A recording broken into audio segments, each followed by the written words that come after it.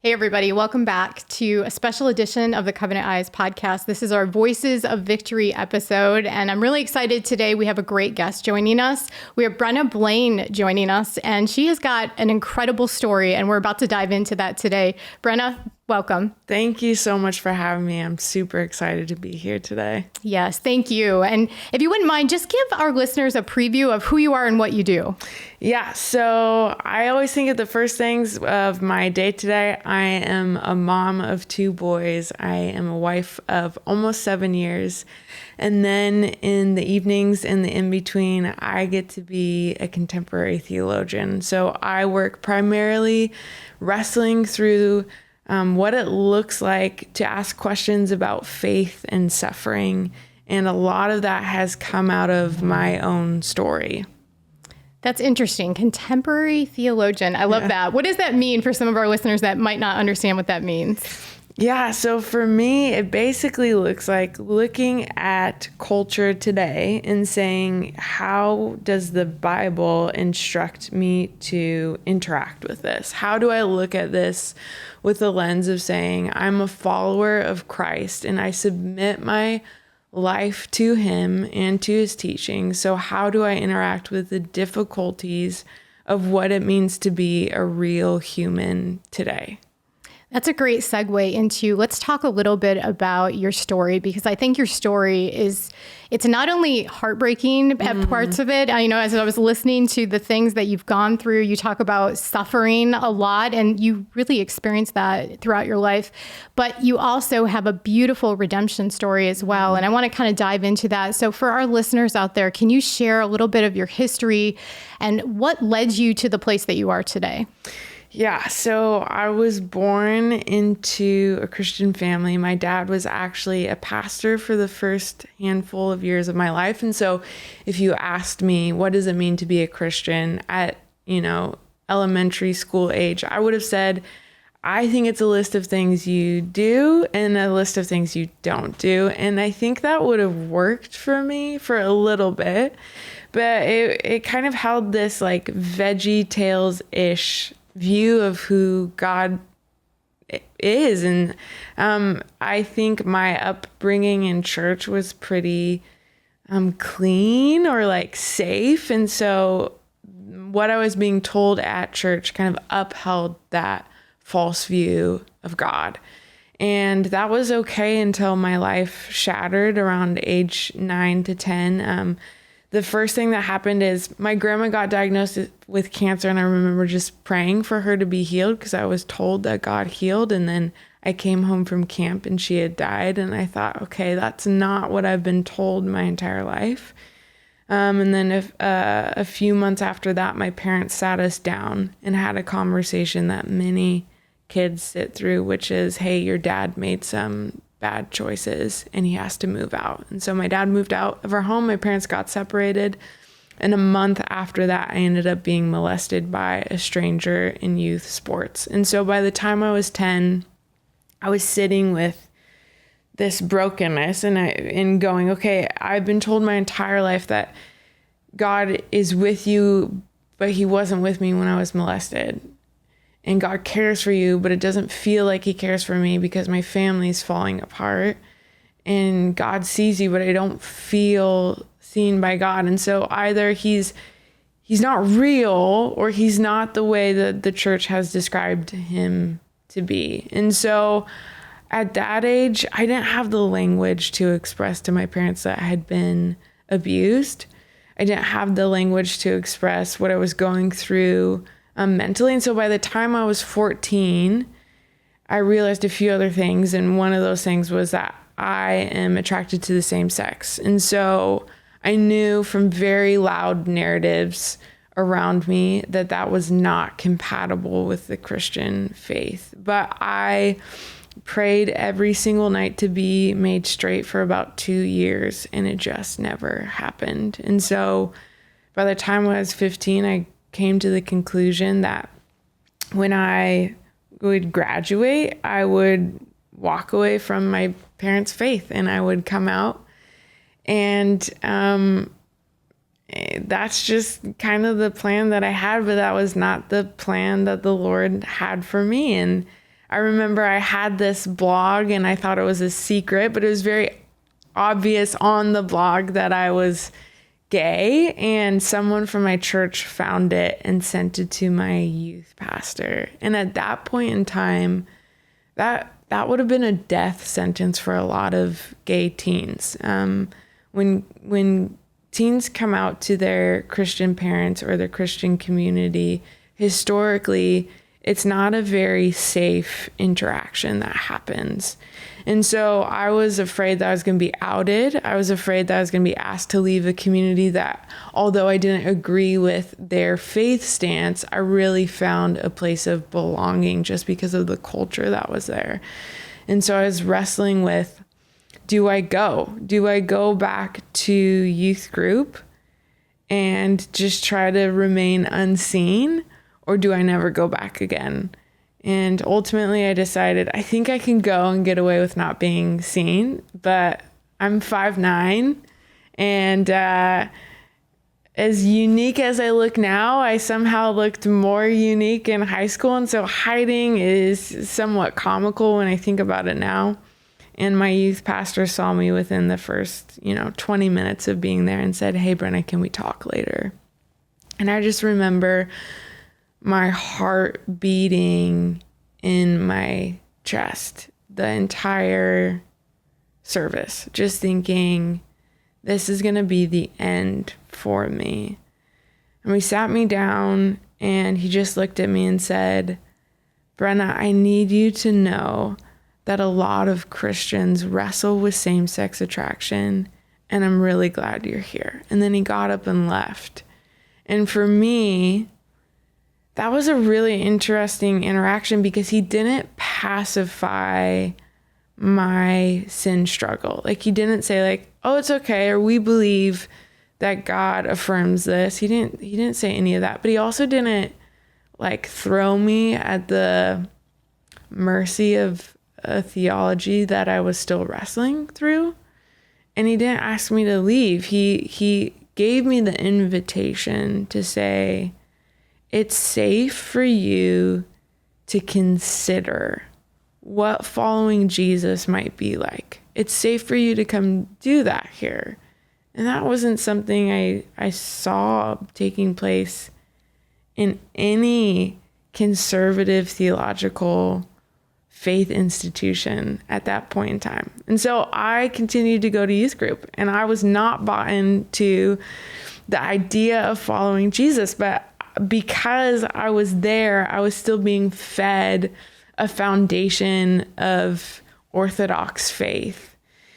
And I eventually ended up hearing a sermon that talked about how even if you struggle with the temptation of same-sex attraction, even if that temptation never leaves you, that God is faithful because he's given us the Holy Spirit to rely on to keep us from giving into temptation.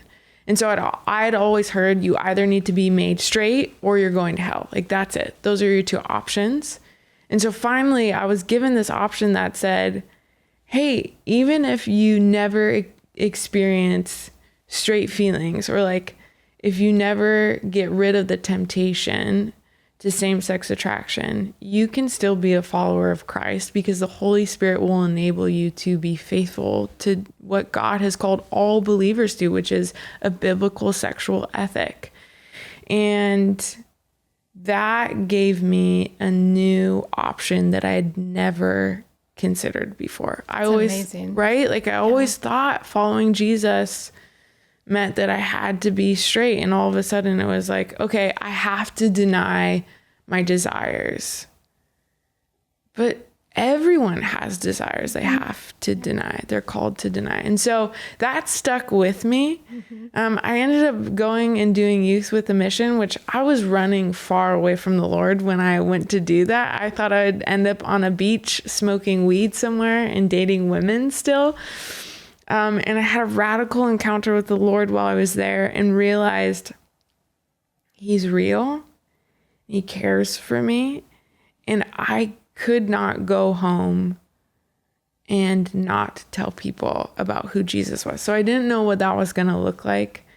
but I ended up coming home, and I got asked to teach, and I thought, I've never taught before. I don't want to be in ministry. I don't want to do any of these things, but it felt like God gave me this opportunity. So I said, okay, I'll try it. And I remember getting off the stage and feeling this burning passion for the Word of God and for teaching truth and compassion and conviction. And I just went, oh, I think maybe this is a call that God has placed on my life. And so I ended up going to Multnomah University to study theology and biblical studies because I felt like I just needed to be more equipped in teaching. And in the middle of that was like, I don't know what I'm going to teach on. I don't know what I'm going to do.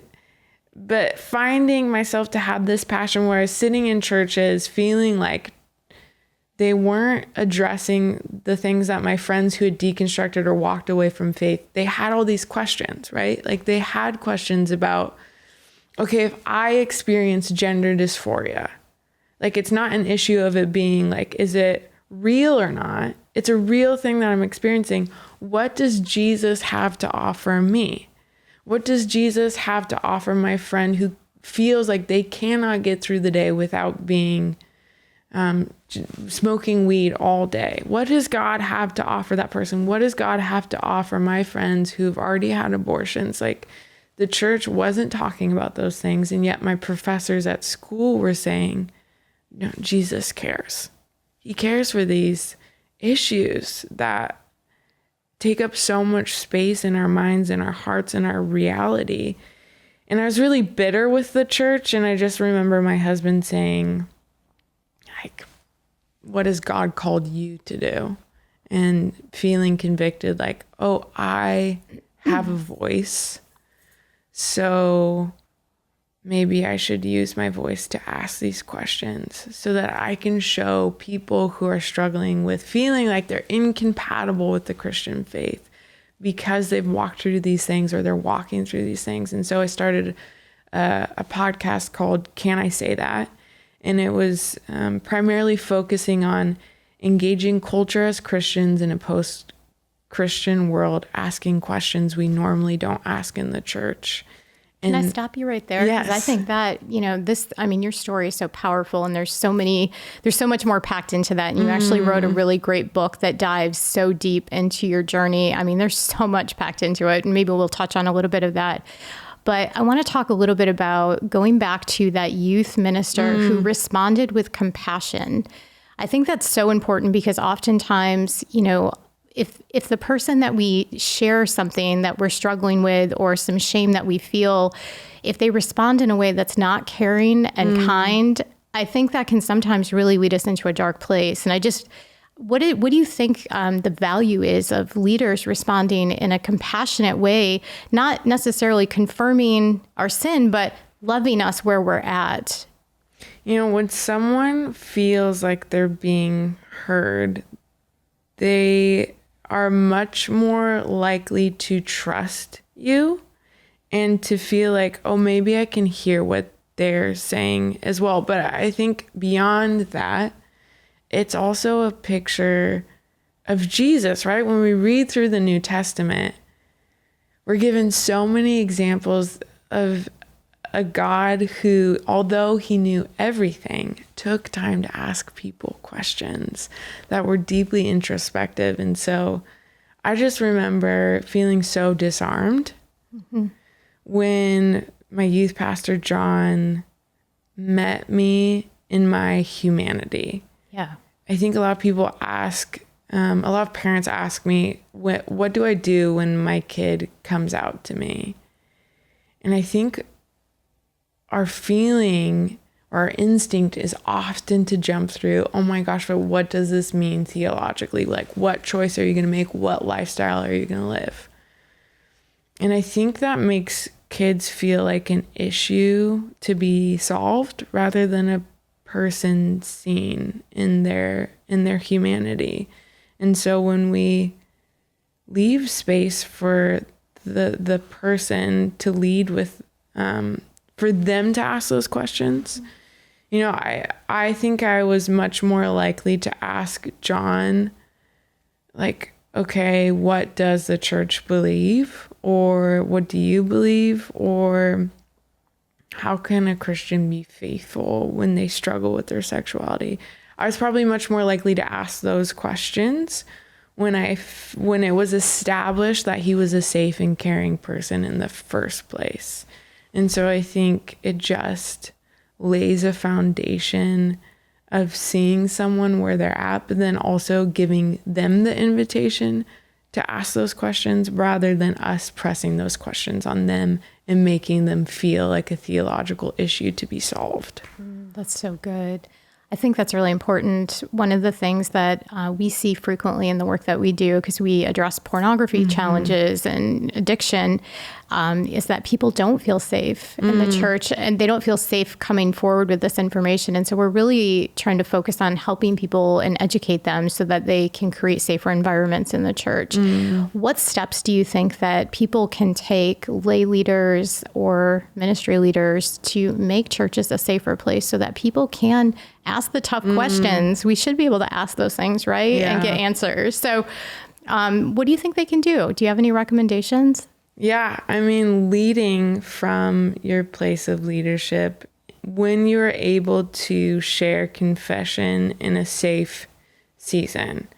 So that doesn't necessarily mean when you are walking through getting help for your issues. Like if that's the season you're in, sometimes sharing about those struggles, that's not the wisest place to be sharing.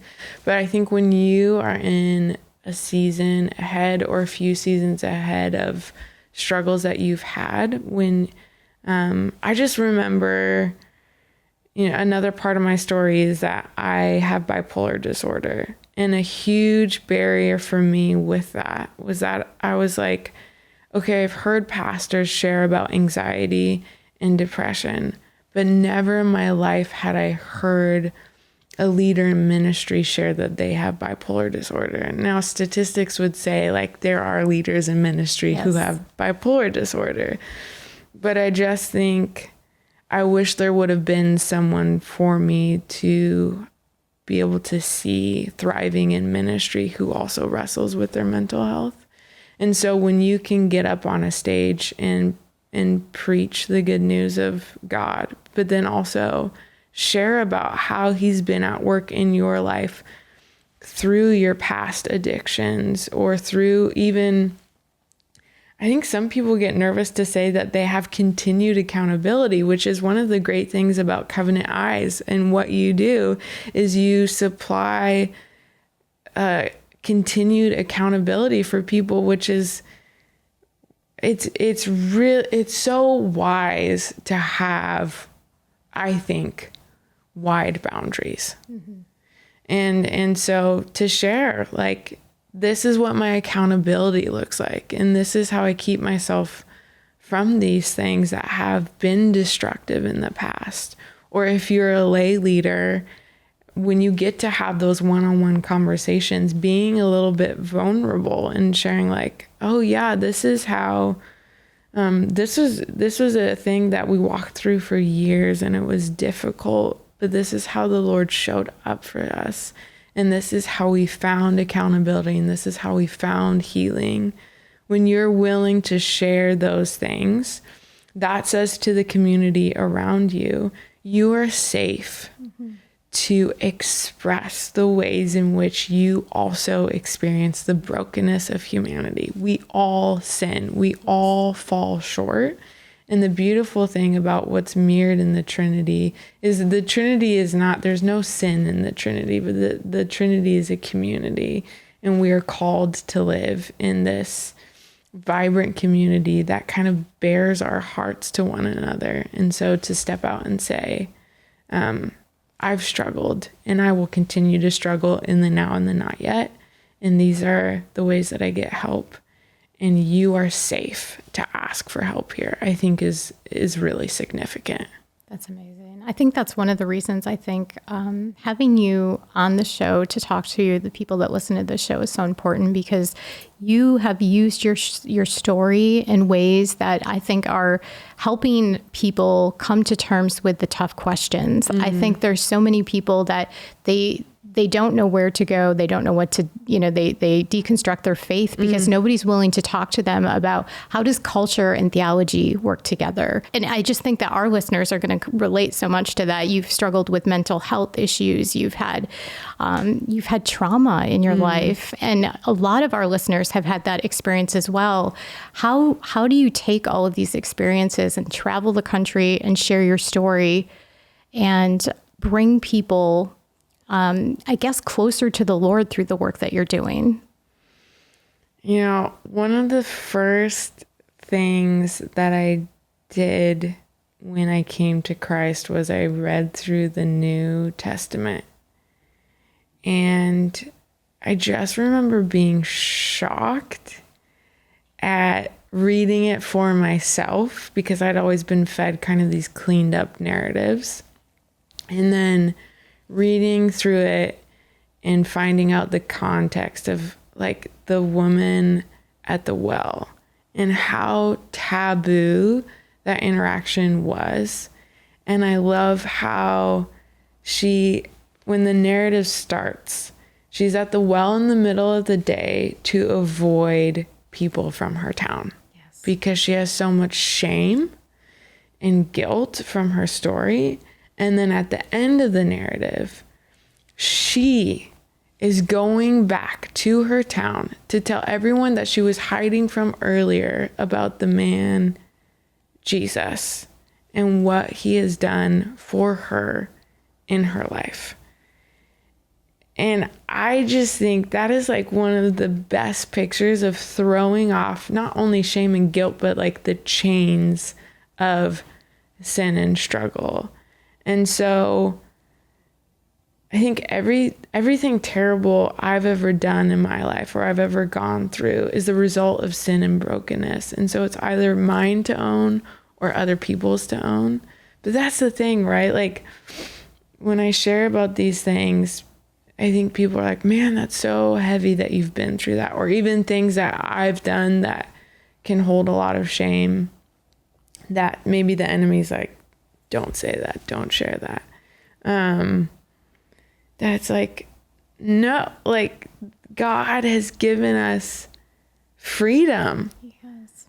And so if I can go and share the gnarliest parts of my story, knowing that someone else, one, will feel seen in that narrative because other people have gnarly stories too. Yes. But two, go, oh, I've never considered that Christ sees me in this place. That is so worth airing out those things that have felt shameful in the past or have felt too big for faith circles in the past. And I think that's the goodness of God, is that he's not causing these terrible things to happen, but in his good plan for us, if we let him, if we relinquish these things to him, he can use them. That is the best storyteller we have in this world, right? Yes. That God who takes up our dirty cloths and then makes them into a tapestry of something beautiful. That I cannot get over that. That's amazing. We kind of skipped ahead in your story a little bit, but you talked a lot about, the same-sex attractions that you had. And then we heard you mention your husband. And so there was a story behind that. So talk to me a little bit about the journey God took you on there. Because in your book, it is kind of, it's an amazing story. I read it and I just was like, oh my gosh, this is beautiful. The whole socks and everything. Yeah. I loved it. So we share with our listeners a little bit about how that happened. What was the path forward from that? Yeah. So when I had surrendered my life to Jesus, one of the first conversations I had with God was, okay, maybe I'll be alone for the rest of my life, because I understand that I don't have to be made straight. And I also don't think that's going to happen for me, which is okay. Like, God is sufficient for us. But I always wanted to have kids. I always wanted to have a family. That was a huge desire that I'd had since I was 2 years old. And I had met my friend Austin when I was 14. We had one short conversation, and he talked about wearing socks with his Tom shoes, which I thought was so weird. It was like the most bizarre, awkward conversation we'd ever had. I'd seen him almost every week for 4 years, and we never once had a conversation. Never. Never. It was like he was friends with my friend's friends, and I just saw him around. And then he ended up writing me a 6-page letter of encouragement when I was in YWAM, because he had saw I posted my mailing address online, and he just thought missionaries need encouragement. I would love to encourage Brenna. And I thought he was totally in love with me, which I was like, oh, this poor kid, he doesn't know I'm gay. Like, it's fine. But Austin ended up being one of the only people I talked to while I was gone for 6 months. And we just formed a really quick and significant bond over God changing us. He didn't come to Christ until he was 18. And so we both had somewhat similar stories in that regard. And I kept thinking, like, this is so weird, because it's like I'm in love with him. Like, I love him as a friend, but I'm not attracted to him. And this is so weird. But I think there's like a moment when I went, oh, wait a second, like, maybe I should pray about this. And I remember praying and asking the Lord, like, I know sex is not everything in marriage, and attraction is not everything in marriage, but it is a decent part of marriage. Mm-hmm. It is an important part of marriage.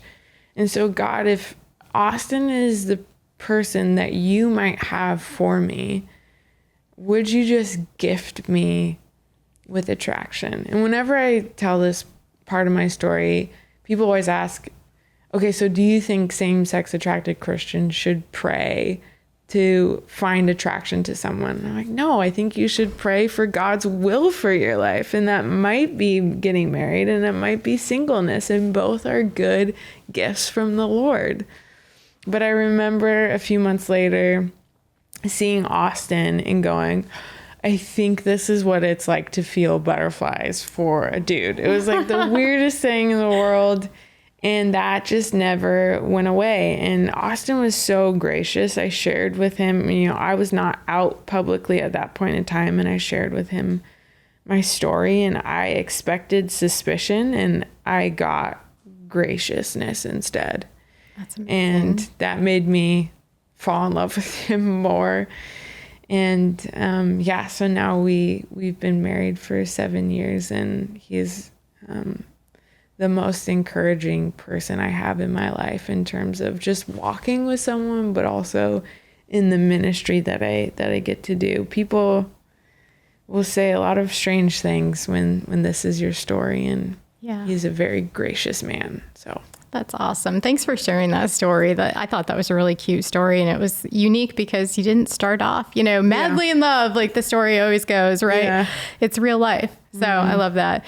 Well, you have 2 kids now, and you adore them, and you love being a mom, I would imagine. Yes. It's like a great experience. How are you, based on everything that you've been through in your life, I'm sure you think about this often, how to prepare your kids and protect them, because obviously you went through some really significant trauma. And so are there things that you're doing differently with your children that maybe your parents didn't do with you? Yeah, I think my parents did the best that they could do. And I think I'm so thankful for this I think there's been a shift in culture about psychology and how we prepare our kids and have really difficult conversations. And so they're really basic conversations that it's like, when we talk about our bodies, we use atomically correct names, right? Yes. And we're not shy about having clear conversations. One thing my mentor said to me at one point in time is have 100 1-minute conversations about sex instead of one 100-minute conversation about sex. That's perfect. I know my parents were just trying to do what was best during, I came out of the purity culture tail end of that kind of time in life. And so they were trying their best. And so the conversations were long and there were few. And so I think we're trying to shift and have many conversations with our kids so that it feels normal and that they're not ashamed to have questions about their body or about sex. Another thing that we're doing that we're kind of waiting for our kids to profess their own faith. So when we have conversations with them, we don't say, because you are a Christian or because you love Jesus, but we do say, hey, your dad and I love the Lord and we submit our lives to him. And so because that's who is the Lord of our lives, that we look to the Bible to inform the way that we are raising you. So they know they're being brought up in a Christian worldview, but they're never told because you're a Christian. They're informed that that's what we believe, and that one day we pray that they will choose to have a relationship with Jesus. And so I feel like that also gives them a little bit more of a invitation to talk to us about things like faith in general. Like, these are my questions about faith, and these are my questions about God. There's a lot of significant research coming out about why your kids shouldn't have smartphones before they're 16. Yes. We are really bought into that idea, and we will incentivize our kids. Like, I'm unashamed of saying that we are, their lives are going to look very culturally different to the kids around them. But we also know the kids are exposed to porn at a very young age. And that is not something we're willing to risk just so they can fit into the culture around them. We don't want them to be prude. We want them to be compassionate and understand that people live different lifestyles. But we're also not going to be what I would consider foolish, if I can say that gently, and have really strict boundaries around screens and what is allowed and what's in our house. That's incredibly wise. And you're right. The research does show, I mean, kids are not prepared to handle the internet at young age. Their brains are not fully developed, right? And to be exposed to pornography at 6, 7, 8 years old, that can shape their worldview. That can lead them astray from, the Lord. So that's really wise. And I love the micro conversations. I like that. Yeah. I just, that's the way that it should be done. And it makes it not weird. And I think that even relates to the church, talking about everything that we've talked about today and the things that you talk about. We need to talk about all these issues frequently, and then it becomes not weird, right? Not different, and people feel comfortable and they can ask those things. Well, what I guess, as we bring today's episode to a close, it's gone so fast and I can't believe our time is almost up here. What are some words of encouragement to people? Because, we have listeners that they're certainly struggling with pornography, other sexual issues. They might have they might have a broken marriage. They might be dealing with, sexual identity. There's a lot of things packed into that. What words of encouragement can you provide them? I had a friend who, when I was in high school, just trying to figure out, I was confessing to her having watched pornography, and I was so shamed. Like, I just felt so much shame and guilt. And I remember she looked at me and she said, Brenna, when you open a door to a room where the light is off in the room are you afraid that the darkness is going to spill out into the hallway? And I said, no. And she was like, well, why? And I was like, well, the light in the hallway will go into the room when I open up the door. And she said, that's what it's like when you confess in Christian community. And I thought, wow, even then, like, I still was like, whatever, Christian community, like, so cheesy, and I'm not into it. But that conversation has stayed with me for over 10 years now, because it's so true. Confessing in Christian community, no matter what it is, when if you're afraid that your marriage is going to fall apart if you confess this, like, I just think about the Lord and his graciousness to you. And there's this thing that my husband says, it's in the book, but it's, everything I think I don't have, I actually have in Christ. And so the things that we think we will lose from confessing are big. I have seen marriages fall apart because of addiction. I have seen families fall apart because of addiction. But I've also seen those people within those marriages and within those families get freedom and restore their relationship with Christ, which is everything. At the end of the day, that is everything. Yeah. And that is what I think is offered to us in relationship with Christ, and then in relationship with Christian community. Mm-hmm. So don't be afraid that your darkness is going to spill in. When you open that door, the relief of light is one of the greatest things you can experience. That's incredible. Oh, that's beautiful. I think that's a great way to bring today's episode to the close. Thank you so much for joining us today. It's been such an honor to get to meet you and hear your story. And can you tell our listeners in closing about your book too? Because I think if they can get their hands on that, I think they're going to get a deeper dive into your story, which there's so much packed into that and so much wisdom that you've learned from that. What's the name of the book? Yeah, it's called Can I Say That? How Unsafe Questions Lead Us to the Real God. And the basic premise is, I think in this day and age, everyone believes that suffering, questions, and doubt are an off-ramp to faith.